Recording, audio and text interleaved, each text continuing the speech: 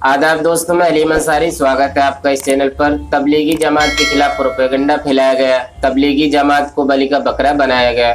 ये मैं नहीं कह रहा, बल्कि बॉम्बे के हाई कोर्ट ने अपना जजमेंट देते हुए बात कही है। ये जजमेंट जो है मोदी मीडिया के मुंह पे तमाचा है, उन मीडिया वालों के मुंह पे तमाचा है जिन्होंने 2 से 3 महीने तक लगातार जो है इस झूठ को फैलाया कि तबलीगी जमात के लोग कैसे शहर शहर जहालत पर उतर आए हैं।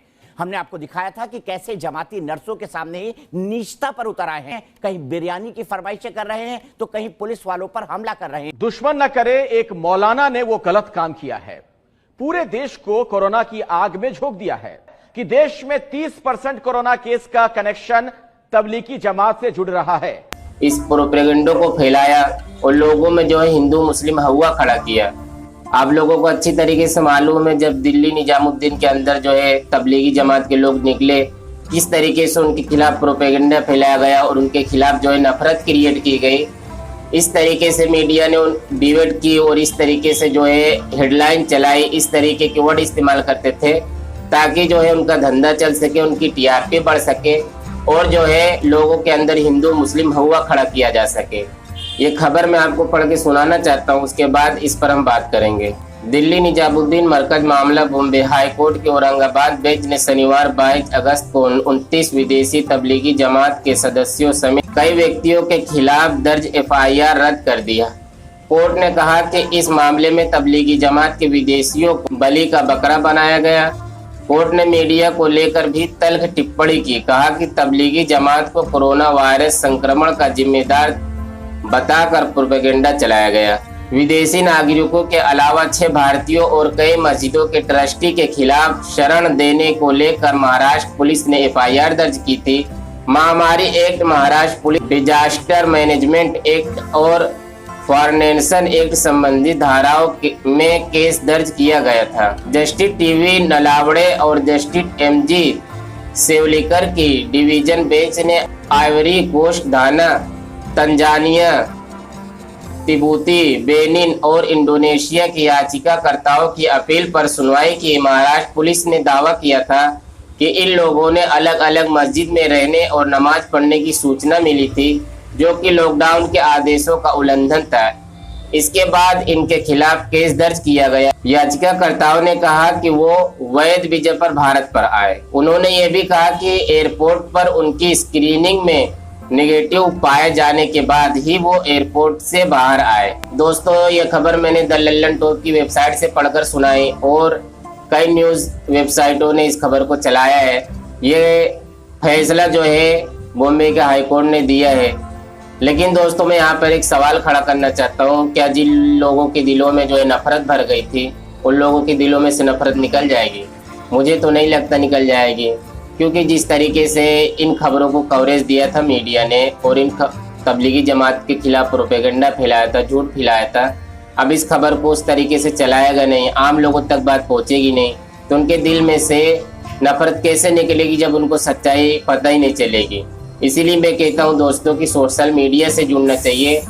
और आप लोगों को अच्छी तरीके से मालूम है कि लॉकडाउन के अंदर जिस तरीके की वीडियो आ रही थी, सब्जी बेचने वाले हैं, फल फ्रूट बेचने वाले हैं, वो मुस्लिम भी होते हैं, नॉन मुस्लिम भी होती है।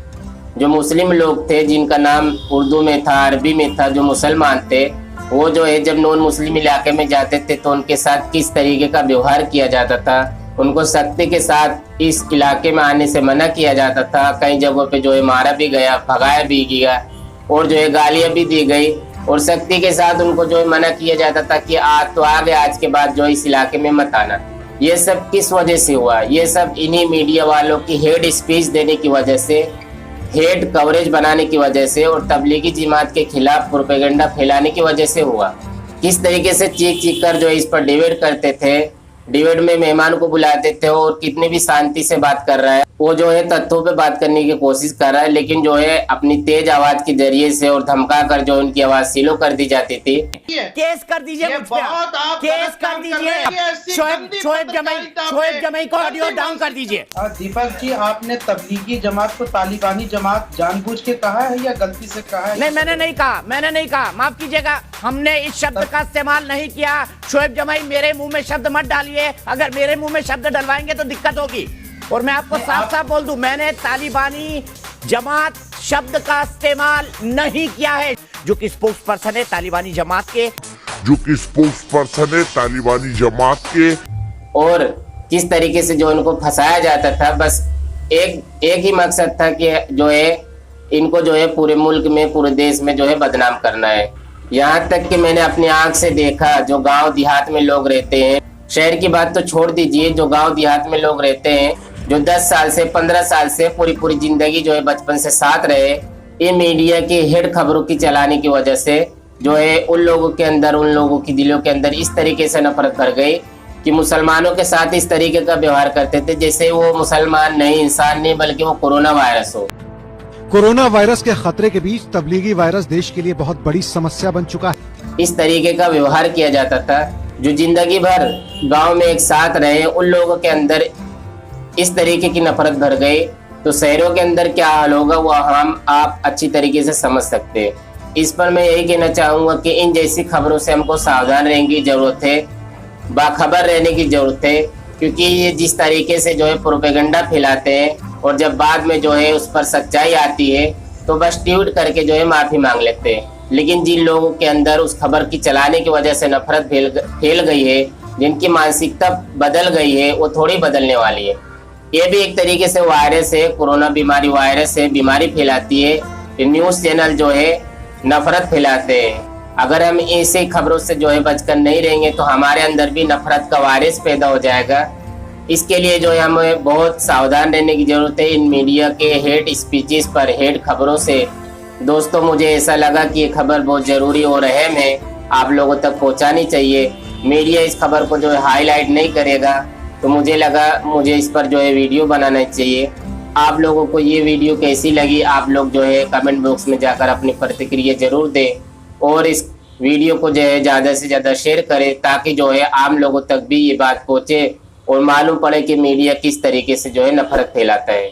आप लोग आखिर तक इस वीडियो में मेरे साथ बने रहे, उसके लिए बहुत बहुत धन्यवाद।